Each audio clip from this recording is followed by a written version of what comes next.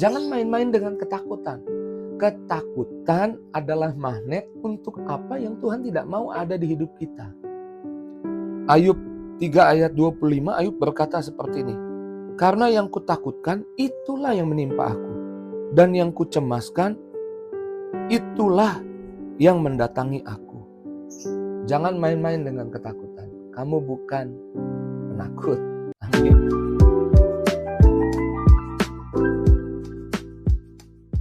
Puji Tuhan, bergabung kembali di Morning with the Word di YouTube channel saya Mario Marcelo, dan pagi hari ini kita kembali mau ambil waktu mengisi hati dan pikiran kita dengan firman Tuhan sebelum kita pergi melangkah. 2025 kita mau makan firman, biar firman menyerap di hati dan di pikiran kita. Karena sebelum kita makan firman, sebelum kita renungkan firman Tuhan, saya ajak setiap kita di pagi hari ini berdoa. Mari kita doa. Bapa, dalam nama Tuhan Yesus, kami bersyukur untuk kasih karunia-Mu, untuk berkat-Mu di hari ini yang Kau sudah sediakan buat kami. Kami boleh melihat hari yang Tuhan jadikan. Namun sebelum kami pergi melangkah, biar firman Tuhan mengawali kehidupan setiap kami. Urapi hamba-Mu, berkati kami yang dengar, dalam nama Yesus kami doa. Haleluya. Amin. Puji Tuhan, kamu bukan penakut. Saya ulang, kamu bukan penakut. Sekali lagi saya katakan, kamu bukan penakut. Karena takut adalah akar dari semua hal yang negatif terjadi di hidup kita. Banyak orang takut gagal. Takut orang-orang di sekitarnya mengecewakan.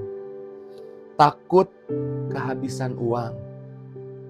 Takut tidak menemukan pasangan.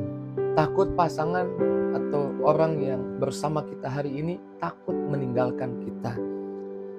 Rasa takut berakar dari pemikiran bahwa firman Tuhan itu tidak benar. Saya ulang, rasa takut itu tanpa sadar di alam bawah sadar kita, di pemikiran kita bahwa firman Tuhan tidak benar. Saya kasih contoh ya. Takut kekurangan adalah akarnya adalah karena tidak percaya Filipi 4 ayat 19 adalah benar. Filipi 4 ayat 19 bunyi apa? Allahku akan memenuhi segala keperluanku menurut kekayaan kelimpahan dalam Yesus Tuhan. Jika engkau percaya firman Tuhan itu benar, saya percaya takutnya menyingkir, takutnya pergi. Karena saya bilang kamu bukan penakut. Setiap kali perasaan takut itu datang, rubahlah, taruhlah di pikiranmu bahwa firman Tuhan itu benar. Yohanes 17 ayat 17, katakan kuduskan mereka dalam kebenaran. Firman-Mu adalah kebenaran. Yakinkanlah dirimu akan fakta bahwa firman Tuhan adalah kebenaran. Miliki keyakinan bahwa kita akan merasakan, kita akan mengalami, kita akan melihat firman Tuhan itu terjadi di hidup kita. Firman Tuhan tidak berubah, firman Tuhan tetap benar. Bagaimanapun keadaan hidupmu, firman Tuhan tetap benar. Firman Tuhan adalah kebenaran. Amin. Yakinlah akan janji-janjinya. Pertimbangkanlah reputasinya Tuhan. Saya ulang, pertimbangkanlah di pikiranmu reputasinya Tuhan. Saya baca satu ayat 1 Raja-Raja 8 ayat 56. Terpujilah Tuhan yang telah memberikan ketentraman kepada umat Israel sesuai dengan segala yang dijanjikannya. Tidak ada satupun dari segala janji-janjinya yang gagal. Semuanya telah digenapi. Ketakutan akan hilang ketika kita dapat mengandalkan sesuatu yang tidak akan gagal. Firman Tuhan tidak akan gagal. Di Alkitab ada 1000 nubuatan lebih yang akhirnya digenapi. Segala sesuatu yang terjadi dinubuatkan lebih dulu, dijanjikan lebih dulu, dan itu terjadi. Lebih dari 1000 nubuat di Alkitab terjadi.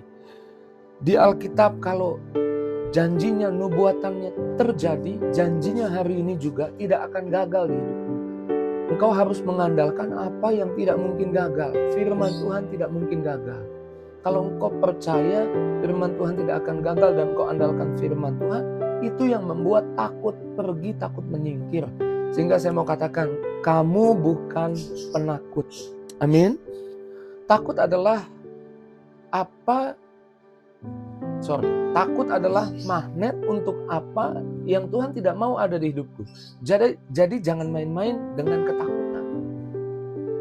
Seperti anak kecil yang main api. Main api itu membahayakan. Kalau dia tahu main api membahayakan dan dia pernah kena bahayanya, saya percaya dia tidak akan main-main dengan korek api. Dia tidak akan main-main dengan api. Jangan main-main dengan ketakutan. Ketakutan adalah magnet untuk apa yang Tuhan tidak mau ada di hidup kita. Ayub 3 ayat 25, Ayub berkata seperti ini. Karena yang kutakutkan itulah yang menimpa aku. Dan yang kucemaskan itulah yang mendatangi aku. Jangan main-main dengan ketakutan. Kamu bukan penakut. Amin. Lalu sadari kasih Tuhan atas hidupmu. 1 Yohanes 4 ayat 18 katakan seperti ini. Di dalam kasih tidak ada ketakutan. Kasih yang sempurna melenyapkan ketakutan. Sebab ketakutan mengandung hukuman. Dan barang siapa takut, ia tidak sempurna di dalam kasih. Isi pikiranmu dengan kasih Tuhan. Isi pikiranmu dengan janji-janji, bahkan dengan statementnya Tuhan bahwa Tuhan mengasihimu. Isi pikiranmu, renungkan, bayangkan apa yang Yesus kerjakan di kayu salib, mati di kayu salib. Apa motivasinya? Dia mengasihimu, itu motivasinya. Karena dia peduli kepadamu, karena dia tidak rela kamu kena kutuk, biar dia yang kena kutuk, tapi kamu kena berkatnya. Amin. Renungkan betapa kamu dikasihi. Dan pikirkan di Alkitab ada lebih dari 7.000 janji Tuhan. Lebih dari 7.000 janji Tuhan. Yang isinya Tuhan bersamamu. Tuhan ada untukmu. Pikirkan ada 7.000 janji Tuhan yang menjadi solusi buat setiap masalah. Saya percaya masalahmu gak sebanyak 7.000 lebih. Tapi Alkitab menyiapkan solusi untuk 7.000 lebih masalah. Pikirkan bahwa Tuhan punya solusi buat setiap masalahmu. Bahkan Tuhan punya janji perlindungan, contohnya di Mazmur 91 ayat 1 dan 2. Dikatakan orang yang duduk dalam perlindungan yang maha tinggi, yang bermalam dalam naungan yang maha kuasa akan berkata kepada Tuhan, Tuhan tempat perlindunganku dan kubu pertahananku, Allahku yang kupercayai. Lalu kita harus singkirkan ketakutan dengan cara berhenti sejenak. Ketahui hari ini rohnya ada di mana. Karena perasaan tidak disertai Tuhan membuat kita juga jadi takut. Hari ini rohnya ada di dalam hidupmu. Rohnya menyertaimu.